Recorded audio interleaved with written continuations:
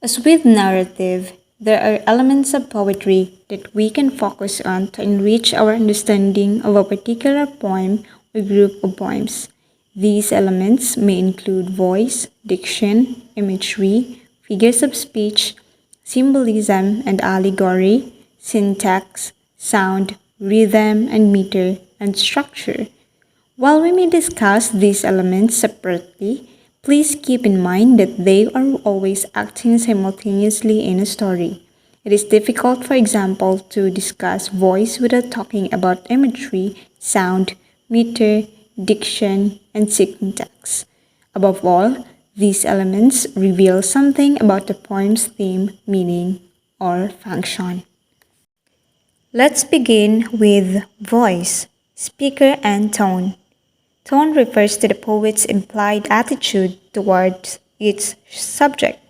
Tone is an abstraction we make from the details of a person's language, the use of meter and rhyme, the inclusion of certain kinds of details, and exclusion of other kinds, particular choices of words and sentence pattern, of imagery and figurative language. A poem could convey reverence toward its subject or cynicism, fear, awe, disgust, disappointment, passion, monotony, and etc. Tone has a great deal to do with meaning, for a description of a parent would be radically different depending on a poet's attitude toward the subject. Diction, imagery, figures of speech, symbolism, and allegory. Simply put, diction refers to word choice and is intimately related to imagery and figures of speech because a poet chooses a word to achieve a certain sensory, emotional, or intellectual effect. Choosing wondered, for example, suggests something different than, say, walked around, shuffled, drifted, floated, and etc.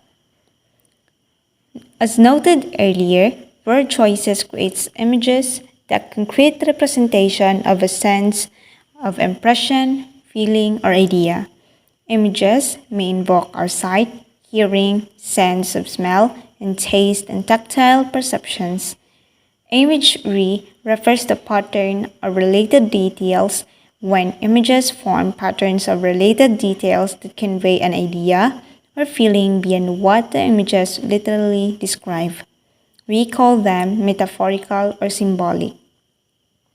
The detail suggests one thing in terms of another.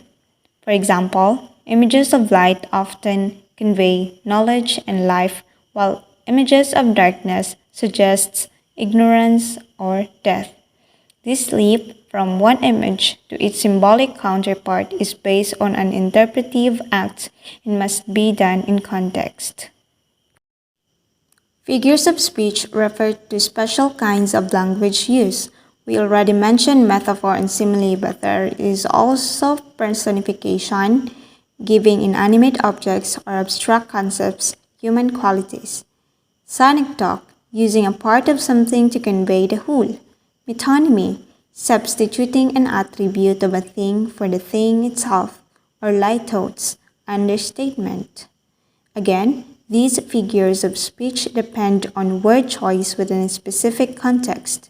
Saying, for example, my pen sings on paper is an example of personification because we have given a human quality to an object. But to achieve this effect, we had to choose the verb sings instead of something else. Symbol and allegory is merely the widespread or extended use of metaphor. In other words, if we use a single metaphor to structure an entire poem or story, we are in the realm of allegory. If the poet uses a metaphor that has often been used in a particular way, like water to convey birth and death, spring to convey birth, and winter to convey death, green suggests fertility and growth, while black suggests death or evil, deserts suggest death or infertility, and etc., then we are in the realm of symbolism. But symbolism also refers to any use of an object, person, or place that represents something beyond itself. The symbolic significance always depends on interpretation and therefore must be read in context. Let's proceed to syntax, sound, rhyme, rhythm, and meter. Syntax refers to word order, but word order creates certain sounds, images, and attitudes. While sound is important in narrative, it is especially important in poetry because of poetry's connection to song and dance, and sound has everything to do with syntax. Using harsh sounds to convey a harsh environment is particularly effective, as is the use of soft sounds to convey more delicate emotions or actions. How sentences are arranged often determines how a sentence sounds. Rhyme arranging a sentence so that the word rhymes with another can help organize a poem, but it can also emphasize or contrast actions or emotions. Structure refers to how a poem is organized. There are set forms like sonnets, but also free forms which have no rules to follow, and the choice of form can either reinforce or contrast with a theme. A poem can be organized much like an essay, or it can mimic the action described in the poem itself and reinforce the theme. Exploring these elements does not ruin the pleasure of reading but enriches it. Poetry gives us the pleasure of making connections, of noticing how one element of a poetry works with another. Perhaps it's the same pleasure we derive when we attempt to solve a mystery. Readers are detectives who must ferret out separate clues to arrive at a coherent conclusion. While narrative offers the same pleasure, poetry is more economical, giving us the distilled version of what narrative provides, but forcing us to pay even closer attention to the words on the page.